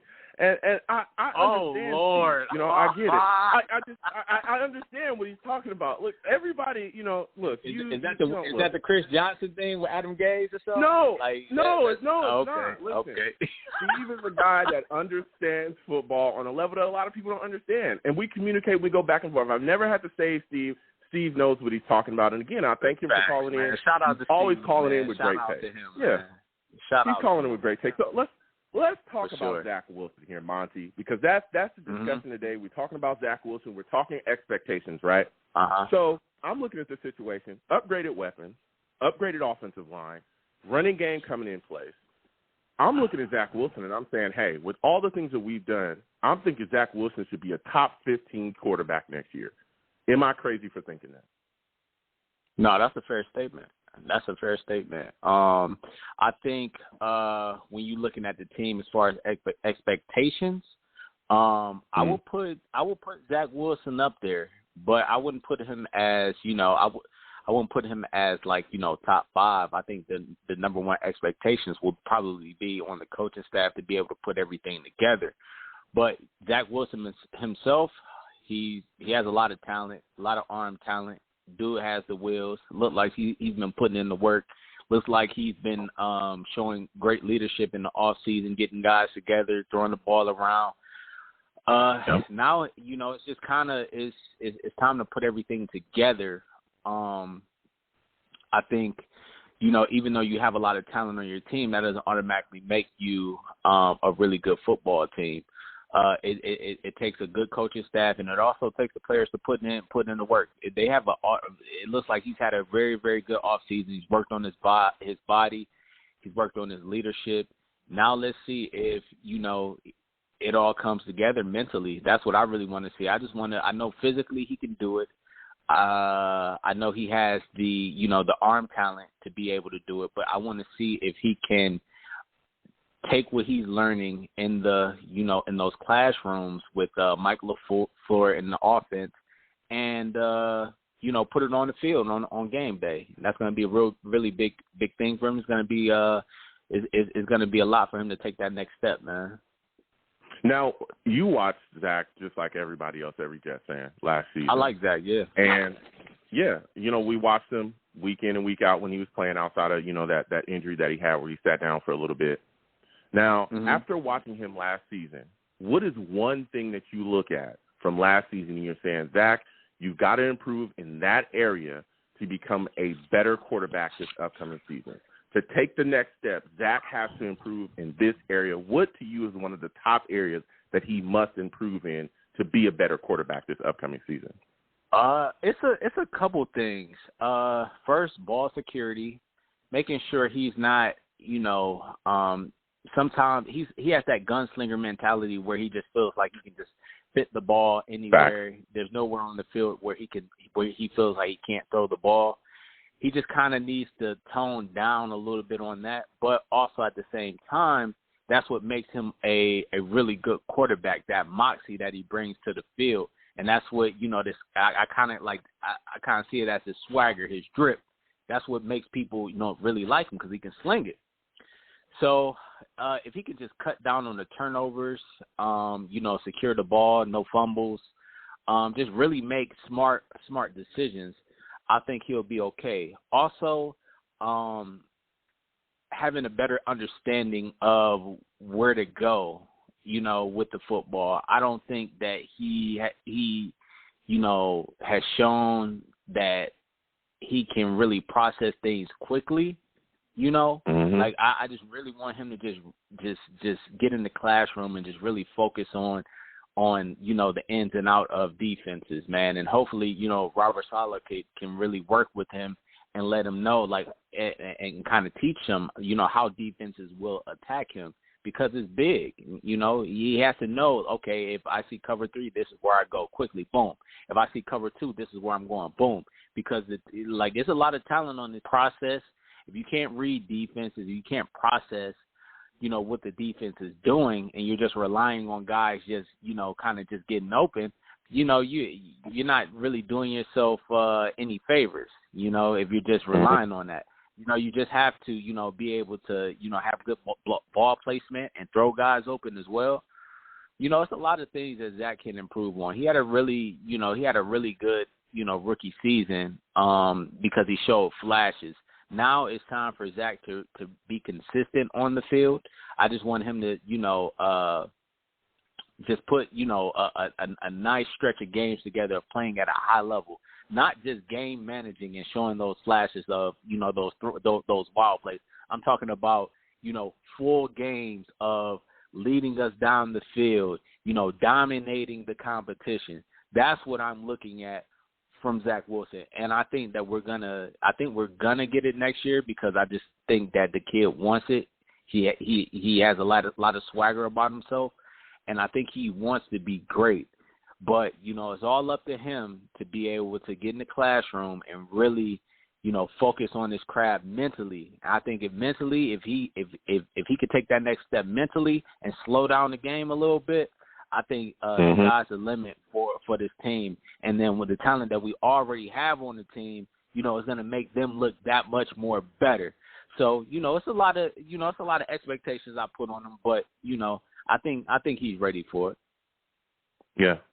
And you know, like you said, there's expectations, and they are high, let me tell you, because like you said, the weapons are here now. A lot of people used to bash Sam Darnold, various reasons, whatever, you know, so on and so forth. But this is a better coaching staff and a better offensive unit than Sam ever had when he was here, ever. I mean, for sure. The cupboard is not bare. We got multiple wide receivers you can get the football to. Tight end position looks like it's really been sewn up. Yeah. The offensive line, and it seems like we have direction. Better. Yep. Yeah, exactly. And we have direction as a better general manager, just overall a better franchise than I think Sam, you know, had. So things are changing around here. Now, when you look at the situation going forward, I'm saying, hey, we're going to run first offense. Last year, we had the 27th ranked rushing offense. How big of an impact do you a great running game will have with Zach Wilson and his performance as well this upcoming season? Oh, it's going to help him dramatically because that's a running back's best friend, especially when you have, you know, we're in the division, and that's what I really pay attention to. Is, you know, the division that we're in, man. We got some studs that we're going against on those defensive line. So if you can kind of slow up that pass rush with the run game, if you can kind of wear guys out up front, then, you know, it's going to, you know, with Zach running around, you know, kind of scrambling, making plays happen, you know, it's really going to open up a lot of big plays. So it's imperative that we establish the run game on the Jets team. I feel like that should be our identity this year. Is being physical. You know, I like the mantra of the all gas no brake thing. Like, that's cool. I like it. It's fun. You know, it's fun. But the Jets really have to establish themselves and quickly, you know, get an identity on the team. And we traded up second round, drafted Bryce Hall, and you know, that should be the identity of our team. Just making sure we're physical up front, getting big plays, controlling the line of scrimmage. And if we do that, Zach Wilson will be okay. We'll be able to protect him, and he'll be able to make some big plays down the field. And we'll be able to keep the defense off their toes, man. But, you know, it's going to be important, man. You know, I don't want to put everything on Zach Wilson. So I would love for us to come out and, you know, really be physical and run the ball. Yeah. I mean, Monty, you're talking facts. So my last question for you, and again, Mike will be coming to you next. My last question for you before I let you go, you talked about how you know, big the running game is. Having a solid running game will be for Zach Wilson, and how, you know, everything's going to move offensively, how you want to kind of play that attack style. How important is Mike LaFleur in the growth of Zach Wilson this upcoming season? Oh, he's going to be big. I think last year, you know, it was unfortunate that, you know, I think it's Greg Knapp passed away right before the season. Rest in peace to Coach Knapp. That was that really hurt the team, because when you have a first-time coordinator, it's hard getting everything together offensively, and having that veteran coach to kind of lean on is very, very important, especially when you have a defensive-minded head coach. You know, I think that really helped hurt the development of the team offensively last year. So, you know, this year, I think, you know, Mike LaFleur, it's going to be a lot of pressure on him, because, you know, we want to see if he's this genius or not, or not even genius, but, you know, a capable offensive coordinator, a guy who can really hone in on his offensive, you know, pedigree. So we're going to see this. We're going to see this year. He has all the pressure on him, and I think, you know, I mean, I don't know if I don't know anything about him really, besides what I saw last year, and the fact that he's been around Kyle Shanahan, and, you know, his family is really good on the offensive side. I don't really personally know anything from besides last year, but hopefully he can progress. Hopefully he can kind of get a grasp of what defenses want to do. Hopefully he can get an identity of, what he wants this football team to, kind of be and what he wants them to accomplish. And, hopefully he can have Zach Wilson progress and become like a top 5 quarterback in this league. Because Zach Wilson, man, he's a special talent. He's a special talent. Wow. And I look at him, I man, talent-wise, man, Joe, I know I talked to you a lot last year about how this team is devoid of talent. But I really saw something special with Zach Wilson, man. And we don't take advantage of that special arm talent. And if we keep, burying these quarterbacks that we're getting and losing their confidence, man, if we continue to do that, man, I don't see any hope for us, man. So Zach Wilson is the guy, He's special, and we need to do all that we can to be able to put him in the best position. And it starts with Mike LaFleur, man. Yeah, it does. You said top 5. I've talked about top 15, but I've never talked top 5. But I respect that take there because go ahead. When it's all said and done, he could definitely be a top 5 quarterback. I don't know about next year, but I think he can take that kind of like Mahomes leap. If everything goes accordingly. He has that talent, man. The dude is special. But we're just a bad organization. And when you're a bad organization, you have to give that direction first, and then you have to build confidence, because when you lose a lot and you get beat up and you're throwing interceptions, it's easy to, doubt yourself. And I hope that doesn't happen to Zach Wilson. I hope that doesn't happen with this organization. I hope we continue to build around this team. I hope we, still protect him and get weapons and just compete, man. Like the dude wants to compete. He's a dog. I see it. Yeah. We just got to go out there and prove it and get that jet stench off of us, man. That's what's holding us back. We have that stench. We have that stench. Yeah. And when you have that stench, you gotta clean it up, man. You gotta take a bath and get that stench up off you. And I think Zach Wilson, he's gonna scrub us now. He's gonna get that stench up off us, and we're gonna make some moves next year, man. That's what I'm talking about. Listen, Monty's hard, man. Yeah. Shout out to the Savages, man. Shout out to the Savages. Salute. Listen, Monty, I want to thank you for calling in tonight. Next time I have a show, I want to hear from you, all right, my friend? You have yourself a good one. Yes, sir. Good show as always, Joe. Absolutely. Thank you so much, man. Listen, Monty calling in with some takes. We're going to keep getting to these lines again. 515-602-9639. 515-602-9639 is number. Call in. Please give the stream a thumbs up. Subscribe if you have not subscribed. Give to the platform any way you can, whether it be the Super Chat or the Cash App. Anything you give to the platform is greatly appreciated. Also, share the stream with your friends and your family. I love connecting with people all kind of different ways. So next, we're going to Mike. Mike, we're coming directly to you. Salute to you, Mike. I want to thank you for calling in tonight, my friend. Listen, we're talking Zach Wilson. We're talking expectations for Saleh. I want to start with Robert Saleh with you, though, my friend. What are your thoughts about him as a head coach of the New York Jets, and what are your expectations for him this upcoming season? Have they been raised by what we've been able to do, via the draft and free agency? A couple of things. Number one, he's in year 2, right? So all the coaching staff should be that old cliche. They should know where the bathroom is, right? They should be a little more familiar, like anybody else, being in the second year. So that's number one. I did see a change in him throughout the year. I think in the beginning he was trying to be like the CEO, corporate executive, and then after a while he started to get a little more comfortable and get a little fired up and, pass some comments on some players. He wasn't beating them up or bashing them, but let them know that, hey, we need a little bit more, and he's feeling his way through. So I'll give him that. But a couple of things. They have the third toughest schedule this year coming up. So I'm not expecting them to be, we all know they're not going to the Super Bowl next year. But what I do want to see is some more experience at the coaching, some better clock management, that type of thing, play selection, situational football, that kind of thing. I do want to see more of that. I do expect them to improve. If they win maybe 7-8 games, I'll be very happy with that. But I think familiarity with not only Saleh, with all of the coaches, especially the offensive coordinator, is gonna do us well. So you get some new blood coming in. You got some guys that are aware of the system, and there's some familiarity there. So I think right out of the blocks next year they should be much better. But they do have the third toughest schedule, and it's going to be rough.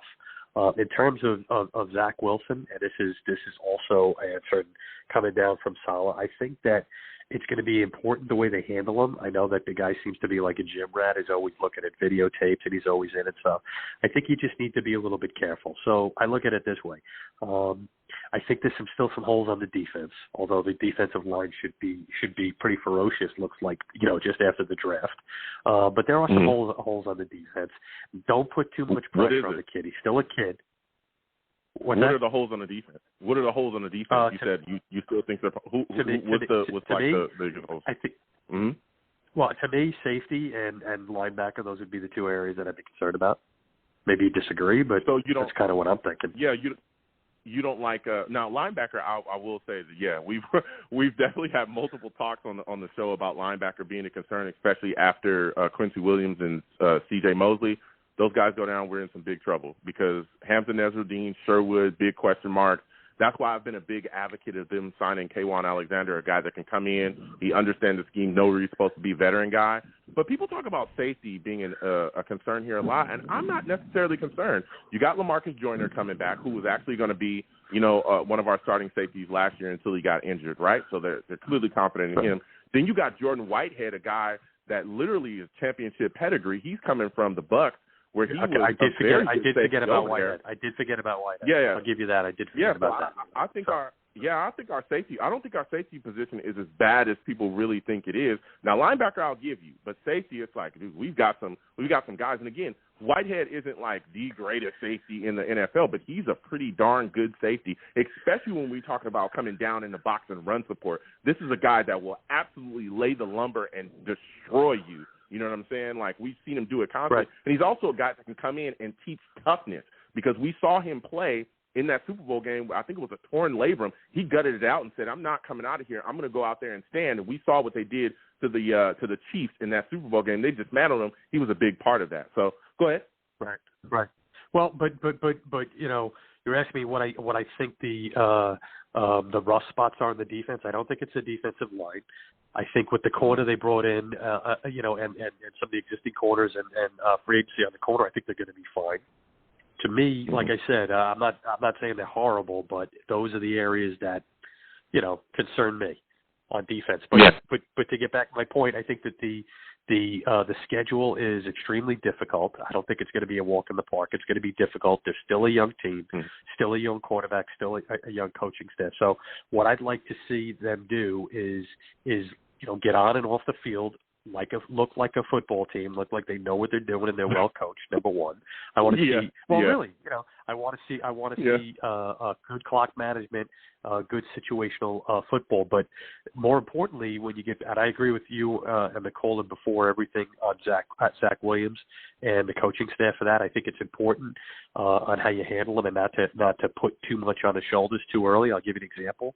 Bill Walsh with Joe Montana. He would only put him in certain. Now this is a different situation, but the point still holds. He only put him in certain areas to help him build up his confidence and move forward. Again, it's a different situation, different scenario, different situation, but you have to keep something like that in mind. So, with that being said, on the offensive side, I think they upgraded the offensive line, which is great. I think they upgrade, and I wasn't a big fan of bringing in a running back, but I'm glad that they did now after the draft.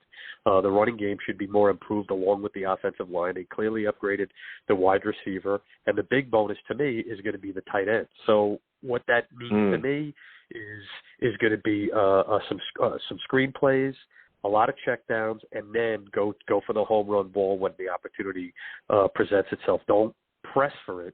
Just slowly, methodical, move the chains, move the ball control offense through screens in the running play, and when the home run ball presents itself, go for it. You don't have to put yourself into a frenzy and just slow, methodical. You're not going to the Super Bowl. Just learn, keep everybody healthy, and just get into a groove. Yeah, and one of the things you said, Mike, and you're bringing up some great points right there. And again, everything that you're talking about, I think we'll see a more balanced offense than what we saw last year, because a lot of teams just stacked the box because they knew we couldn't run the football, and they just sent pressure at Zach Wilson, and that destroyed him. We saw him take shot after shot after shot. That's one of the reasons he got injured against New England, because he was running for his life. A lot of people don't talk about that. With the improved offensive line, that'll help in protection. Also with the improved the tight end position being improved as well with the run blocking. Also us adding a back. So we're going to be running the football quite a bit next year. And, again, this is a run-first offense. I think that will improve us and really help Zach Wilson. That's going to be my next and final question for you, because you're bringing the heat right now, and I'll give you the last word. And then 973 will be coming to you right after this.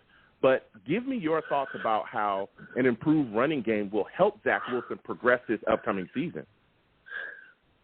Well, I think it's going to I just want to get to another point before I get to that. But you brought up a good point that the tight ends will be blocking, and that's definitely a bonus. I was looking at it differently, more as a safety valve, a quick check down to move the chains. But I agree with you.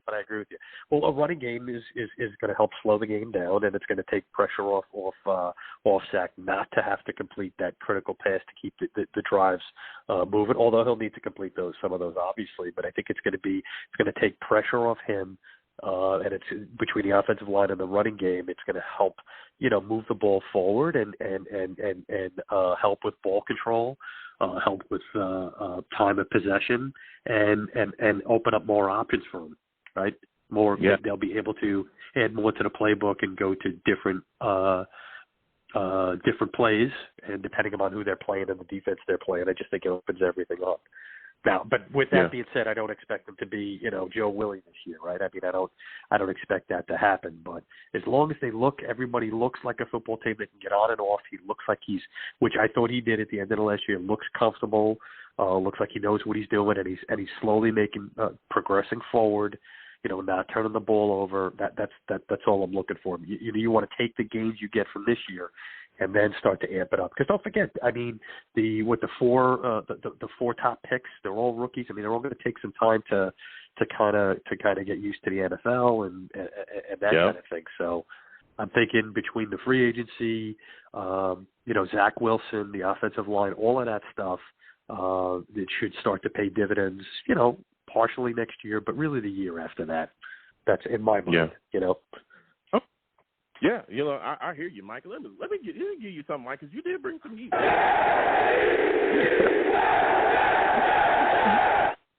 You brought some heat, Thank man. you, some sir. Good takes. Listen, Mike, I got to get back to these lines. You have yourself a good night, my friend. You too. Stay well, you and your family. Bye-bye. Thank you. Have a good one.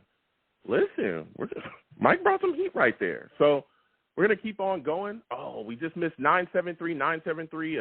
We were trying to get to you just a second. I guess you moved on. Hopefully we can get to you if you call back in. But listen, this is phenomenal, man. This is phenomenal. A lot of great takes tonight. And I'll tell you what, there's a lot of expectations for Zach Wilson in this upcoming season. And I think, again, a lot of things have been raised because of the raise in talent surrounding him. You look at this offense, it is different. It is much different. It's different than a lot of the talent that we've given a lot of these quarterbacks, in the past. All right? Like Monty spoke to it. Us burying, quarterbacks in the past with bad talent. You look at what Sam Darnold had. He didn't have much of anything, right? Now we move forward. Zach Wilson, he's been, you got Corey Davis, you got Elijah Moore, you got Garrett Wilson, who we just officially signed. He's in the building. There's so many things going on here, so many great things going on offensively, and Joe Douglas has been at the helm, completely handling business, making sure that the guy he drafted is going to be able to produce, because guess what? He's going to have the chance to produce. He's going to have guys that are going to be able to catch the football. He's going to be having guys that's going to be able to block for him. He's going to be able to run the football effectively because we have things in place to do that in the NFL. That is good. This is all have been changed by a general manager with a plan. We finally have a real general manager, ladies.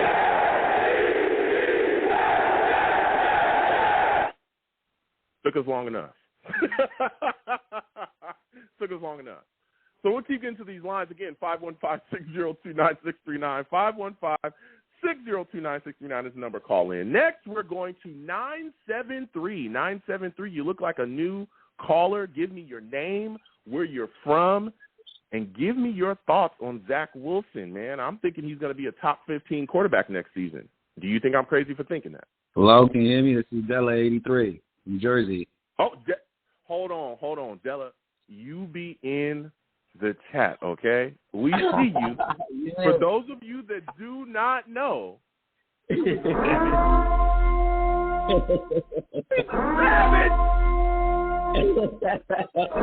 got you on Facebook too, the Long Beach Joe Show. You cool as hell. Salute. Thank you so much, man. Thank you. Listen, I see you. Oh, I know what's going on around here, all right? Listen, I'll be in the savage land. I know what's going on. Listen, Dallas, salute to you. I want to thank you for calling in. Salute to being a savage as well. All right? Definitely, now, we're talking Zach Wilson. We're talking Zach Wilson tonight. We're talking expectations. Yep. Give me your thoughts, man. I'm thinking he's going to – I think that with the weapons we've added, with the protection we added, I don't think it's a big deal to think that he's going to be a top 15 quarterback next season. Am I crazy? I agree. No, I don't think you're crazy. Top 15, top 20, depending on how things shake out with the supporting parts around him. That's the most important key. The defense, keeping it manageable for him, second and manageable, third and manageable. That's going to play big dividends for him. Because if we shorten the playing field for the rookie quarterback or the second-year quarterback, it's going to be cake for him, especially having the knowledge and continuity of the same offense. He's building chemistry with the wide receivers. Like you stated earlier, he bulked up a little bit more from 205 to 220. That's going to pay a lot of dividends for him. He's not going to want to take off and run because he could absorb all the hits. And having those tight ends in Conklin and C.J. Uzomah is going to just make it so much easier for him. He doesn't necessarily have to be the best, reader of the defense. Just take what the defense is giving you. That's what I tell people. Just take what they give you. You don't have to, they're in cover 4, they're in man coverage. Look what the defense is giving you. You know what your offensive personnel is, and just execute. That's it. Hand the ball off, run the ball, and we're definitely going to have a 1,000-yard rusher. I believe in Bryce Hall. I believe in Michael Carter. I'm telling you, bro, this year I feel like it's like a lot like how 2009 was. Nobody knew anything about Rex and Sanchez and everybody, and we came out and we were just running the ball, and we're a run-first team anyway. I don't want to hear none of that, he has to throw for 4,000 yards and 52 touchdowns like Mahomes. No. Let's be our own identity. Let's be what the Jets are, ground and pound. Yeah. Enough with the Kansas City or the East and trying to be Seattle or the East. No, we're not doing that. Let's be who we are, and when we be who we are, we typically do well. So I don't think it's out of the realm of possibility that he can be top 15, top 20 if he just plays within himself and composes himself. Just like Saleh said, he just has to play smart and boring. Stop with the hero ball. Stop trying to chuck it, 50, 60 yards down the field and try to get the one shot. Just play methodical football. Play what it used to be, Marty Schottenheimer. Play Marty ball.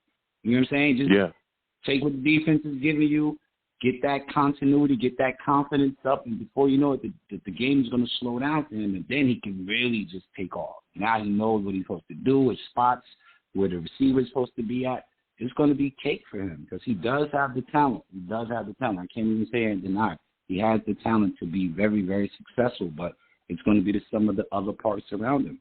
We need the Bryce Halls. We need the Michael Carters.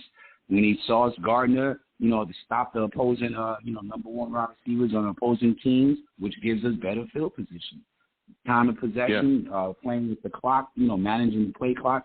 Saleh has to get better, as far as adjustments, in-game adjustments. And we're going to be nice, bro. Last year, we was in a lot of those games. We was in a lot of those games last year. It was just a lack of adjustments, and because it was a rookie head coach, rookie quarterback, this is the first time that they're seeing it. Now, year 2, you're not going to get that. You know what I'm saying? You ain't going to get that off on us anymore because we've been here before. Oh, we saw this. We know what you're doing. Okay, this guy's cheating down.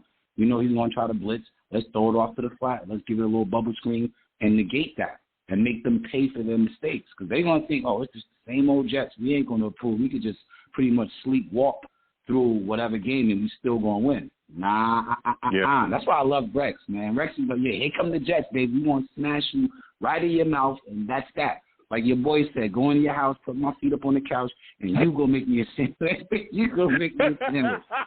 That's the fact. Listen, and you're bringing up so many good points here, and it's That's why I just love speaking to Jets fans. One of the things that you talked about was in-game adjustments, things changing, and that's huge for me. And a lot of people don't think about the coaching aspect, and that's why another part of what we were talking about tonight was the expectations on Robert Saleh. Now, another thing that you talked about was not just in-game adjustments. You were also talking about just handling things as far as clock management as well, too, things that he can improve on there as well. But another thing that I think a lot of people weren't or haven't been talking about was the New York Jets were kind of heavily penalized last season. We saw this team give up first downs on stupid penalties, whether it be offsides or pass interference calls that would help extend the opposing offense's drives constantly. So when you look at how improved we are, right, I think that there's also expectations on Saleh to handle that business as well. What are your thoughts about that going into this season? Do you think Saleh will stop this team from being heavily penalized like that this upcoming season with all these new things that we have here defensively? Absolutely. This is year 2 of his defense with Ulbrich coming from Atlanta, or he was in Atlanta with Dan Quinn and all that. But this is year 2 in your defense. And if you're a defensive-minded coach, and honestly, I'll be honest, I preferred Eric Bieniemy because of its offensive prowess. But since we went with Saleh, I was like, okay, well, maybe the defense is going to be lights out, so the offense could come along a little bit slower. But as long as we know we have a top 5 defense, we'll be in every game. So Saleh knows this year, this is his calling card. This is what you got the hat on, all gas, no brakes. You want a terrifying defense. You want a punishing defense, just right in your mouth. Well, you got to put your money where your mouth is now, bro, because this is what we brought you here for. We saw what you had in Jacksonville. We saw what you had in San Francisco. So let's get to it. Now you got the horses. Let's go. There's no more excuses. We got a good rotation of defensive linemen, defensive tackles. Only weakness I would say is linebacker. Linebacker and maybe possibly safety. But outside of that, we set.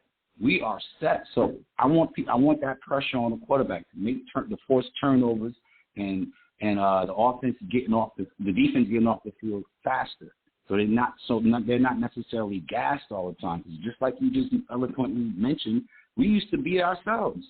Those penalties used to beat our asses more than the other team. And I used to get mad, like, damn, bro. I know they're putting it all out on that field, but we can't do anything if they just running all over us. And then when the offense gets the ball, we can't sustain drives. So now that same defense that was just gassed got to go back out on the field again.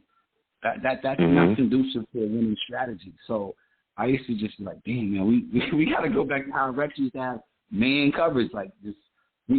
One-on-one receiver cornerbacks that's just going to take away one side of the field and the rest of the defense will just do what they got to do. But everyone was saying, oh, no, that's not – Saleh's defense is more of a zone. It's not man. I'm like, I'm telling you, and the fact that we got Sauce, let me know they're going to do a lot of one-on-ones. They're going to do a lot of man coverage and just rush the front forward, and that's it. I mean, you got no other choice now because – another losing season or another season, not necessarily another losing season, but a season where you don't see any marked improvement, people are going to start chattering. This Saleh isn't the guy, and he's going to go first before they try to get rid of Douglas, because Douglas is signed on for 6 years. Listen, you know what you're talking about. I'm telling you.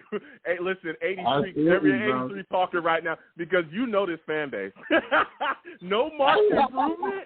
Oh, my goodness. Man, I'm telling you. Bro, I've been here since bro. Since Randy, I've seen it all. Sanchez, Gio, Fitzpatrick, Hackenberg, Darnold, Zach Wilson. I trust me. I've been here, bro, and I'm just like, we keep doing the same thing. Why don't we just go back to ground and pound? I know everybody hated Rex because he wasn't scoring like that. And we try to force Mark Sanchez to be this passing quarterback because it was a quote-unquote passing league. I used to always say, why are we going away from what worked? The ground and pound, playing play action and running the ball, power, the power I formation, that worked. The defense couldn't stop that. And we had 2 bell cows in Thomas Jones and Sean Green.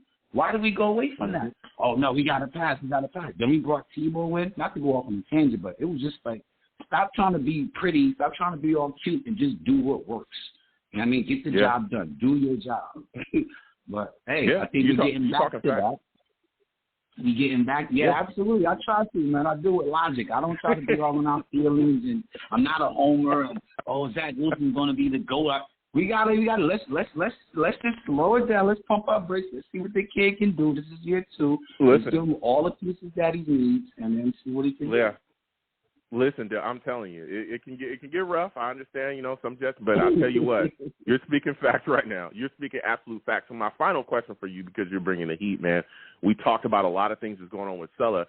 Quickly, give me your thoughts about Mike LaFleur and the impact he will have on Zach Wilson this upcoming season as well. How important is Mike LaFleur to the growth of Zach Wilson? LaFleur is going to be pivotal. He's going to be pivotal and crucial to the development of Zach Wilson. As long as he just stays in that booth, I think we're going to be fine. If he comes down to the sideline, it might be a little shaky. But if he stays in that booth up top, I think he's going to see the whole field, and he's going to know exactly what plays he needs to call for Zach. That's going to keep him, comfy, and that's going to keep him, in good, not necessarily good spirits, but make him feel confident in his abilities. And just, use the tools that you have. Like, do the things that he's good at doing, and emphasize more at that. Don't have him doing things that okay, this is a little tough for him now. He's early on in his career. He doesn't really know too much. Okay, let's go. There'll be time for that. But what he does excel at, let's expound upon that, and let's see if that can help, keep the defense honest. And the little things that he isn't really too well at, he'll have more opportunities to get better. So LaFleur is definitely going to be pivotal for him, and he has no excuses, man. You got the offense is stacked, in my opinion. Like I said, Conklin, Zoma, Bryce Hall, Michael Carter, Mims. I'm a big Mims supporter. Corey Davis, Elijah Moore, Garrett Wilson. Come on, you got all these pieces. Yeah, Dale, I tell you, I support Mims as well, but it's tough. All right, like that boy don't see the field at all. I don't know if he's even gonna be on the roster next year. I'm gonna keep it 100 with you. All right, I don't know if he's gonna be here next season. But that all depends on Zach giving him the ball and spreading the ball. Well, he got to get on the field to get the ball. He got to get on the field to get the ball. You know what I'm saying? He's gonna get on the field. I don't know if you guys seen those pictures. He's gonna get on the field. He's stopping.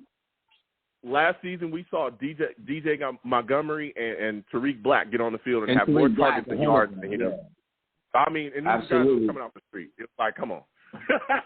Come on. I'm hoping that Mims steps up, man. I'm hoping he does. Go ahead. I need the final word. And he lost a lot of weight and stuff like that. But his rookie year, what gives me hope, his rookie year with Sam Darnold, who everyone says is not a better quarterback than Zach Wilson, he seemed to be adjusting very well to the offense. That's what still gives me hope. So it might just be because it was a different offense. Like, this is his first time running in the Mike LaFleur offense, and they want him to know all the routes, X, Y receiver, this, that, and the third. If he's just the X receiver, let him do, like I just said, let him do what he does well. Let him do that. Stop having him learn other stuff that he doesn't really – he's not – you know what I'm saying? That's what you put too much on his plate. Let him show you what he can excel at and utilize that asset so you can, get more opportunities. So now the defense is going to soften up, and you can teach him other things. Because at the end of the day, a student is only as good as his teacher. I can't blame Mims for that. That's on the coaches. And coaching definitely matters. I can't blame Mims for that. Yeah, he got sick, and he didn't do this and the penalties, but he did good with his hands, bro. I don't know, bro. He 6'2", 6'3", 4.5 on the 4.4, and Zach can't get him the ball. I don't know, bro. Just chuck it up. Chuck it up there. Like we used to do with Robbie Anderson. Listen, Del, I hear you. But listen, I want to thank you for calling in tonight. Next time I have a show, man, I want to hear from you. You know your Jets, man. You know what I'm saying? I want to hear more from you. Man. I'm saying, love to go back and forth. So you have yourself a good night, my friend. You too, likewise, brother. Go Jets. Jet life. All right. Salute.